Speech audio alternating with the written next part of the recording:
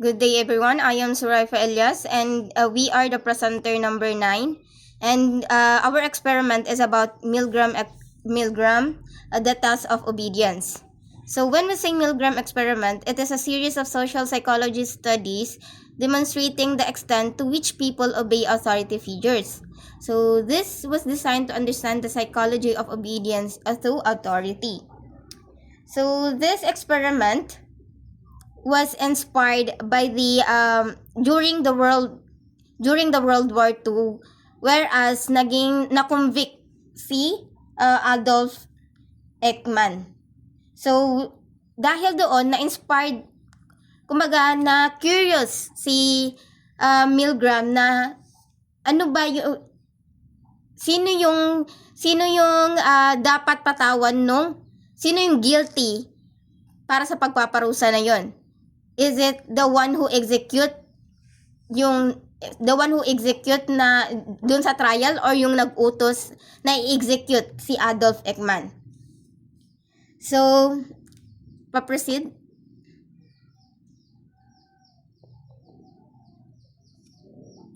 So, Milgram devised the experiment to answer the question, could it be that Eichmann and his million accomplices in the Holocaust were just following orders? Or could we call them all accomplice?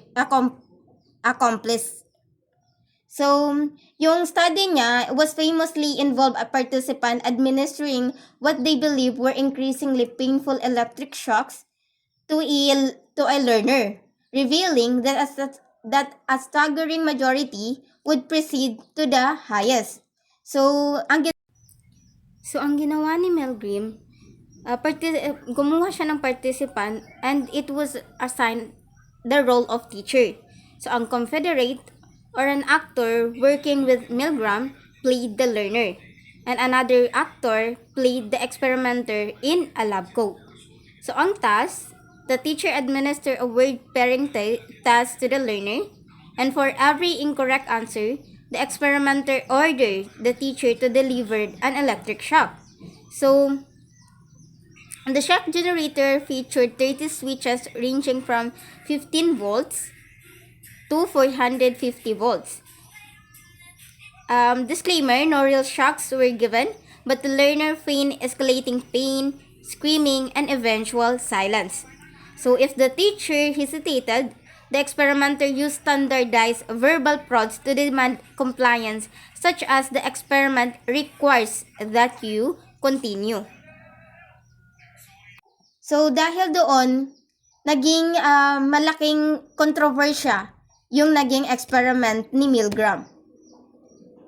And with that, let's proceed to the ethical consideration na na-involved doon sa experiment ni Milgram. So, good day everyone. I am Sheyomir Kamarudi, and I will tackle about the ethical concerns in the Milgram experiment. So, Milgram experiment have long been the source of considerable criticisms and controversy. From the get-go, the ethics of his experiments were highly dubious. Participants were subjected to significant psychological and emotional distress. Some of the major ethical issues in the experiment were related to the issue of deception, the lack of protection of the participants who were involved, pressure from the experimenter to continue even asking to stop, interfere with participants to right to withdraw. So, this is some of the ethical concerns of the Milgram experiment. So, some of this is nagko-connect sa pagkakaroon ng peer pressure, so not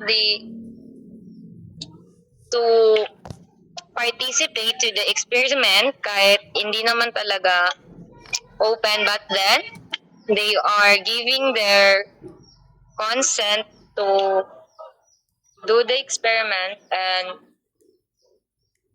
to ask for their protection na lang for the experiment. So next po. Ang hypothesis ng aming study, null hypothesis, says that the presence of authority figures and peer pressure will have no significant effect on participants' obedience, while alternative hypothesis states that the presence of authority figures and peer pressure will have significant effect on participants' obedience. So at the end of the study, gusto namin malaman if yung may totoo bang may impact yung presence ng authority figures and peer pressure sa obediency ng aming mga participants. So, good day again. So, I will tackle about the procedure of the experiment. So, we have a total of 13 participants were included in the study. The experimenter divided them into two groups. The 8 participants for the peer pressure condition and the other 5 for the authority condition. In the peer pressure group, the experimenter recruited 5 actors to answer questions given by the facilitators, and there are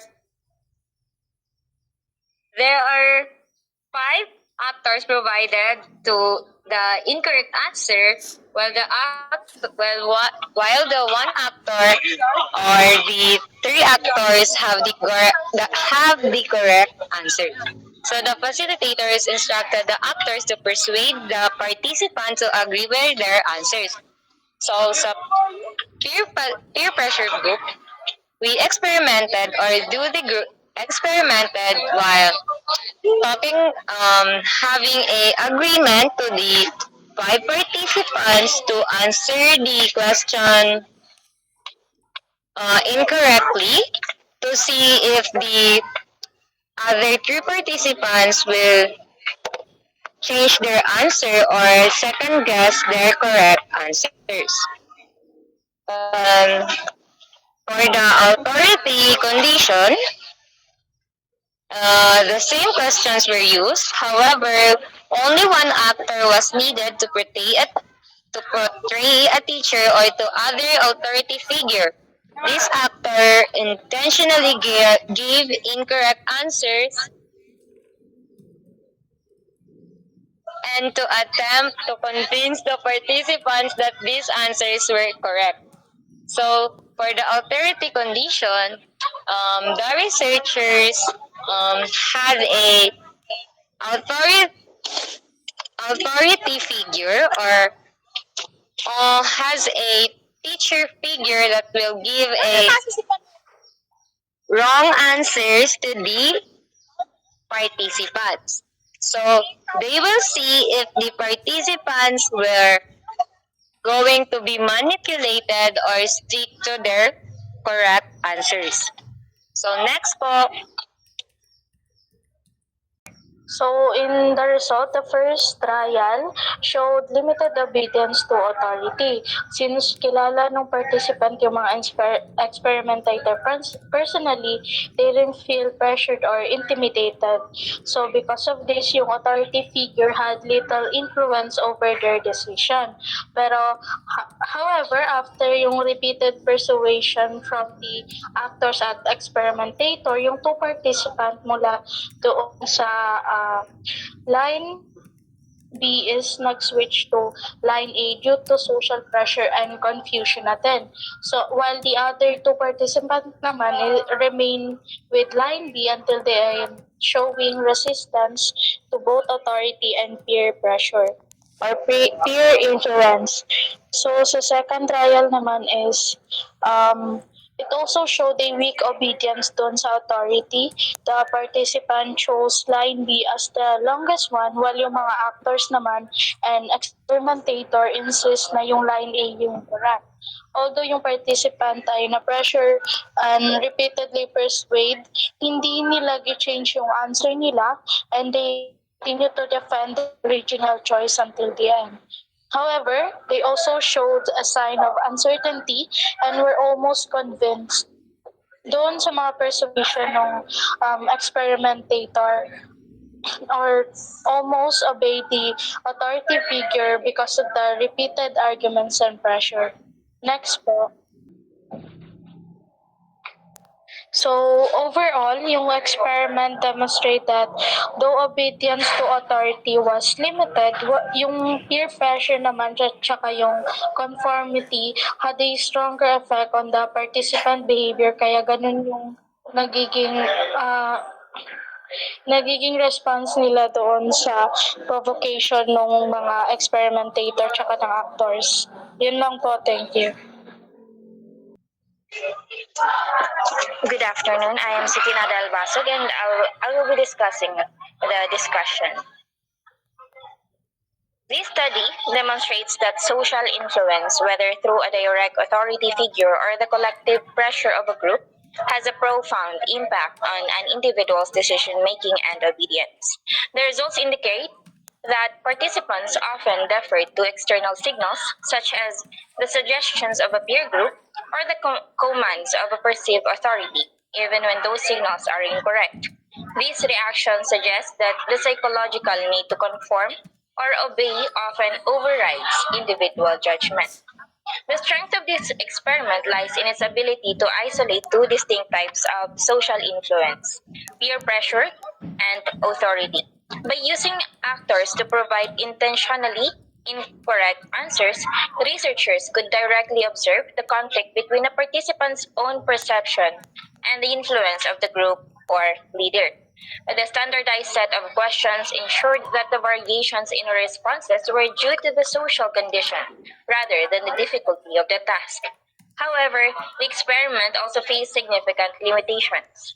Most notably, the small sample size of only 10 participants makes it difficult to generalize these findings to a larger, more diverse population. Furthermore, the study faced serious ethical concerns. Participants were subjected to deception and emotional distress, which raises questions regarding the protection of human subjects in psychological research. A pleasant afternoon to each and everyone. I'm Nari Trisha Bailon. So for our conclusion, the experiment showed that authority and social influence can affect a person's decision and behavior. Based on Stanley Milgram's theory of obedience, participants experience pressure from an authority figure and from other people around them. The study tested the alternative hypothesis, which states that authority figures and social pressure can influence participants' response and obedience, and the null hypothesis, which states that authority and social pressure do not influence participants' responses. The results showed that authority had some influence because a few participants became unsure and almost changed their answer. However, many participants still trusted their own judgment and did not fully obey the authority figure.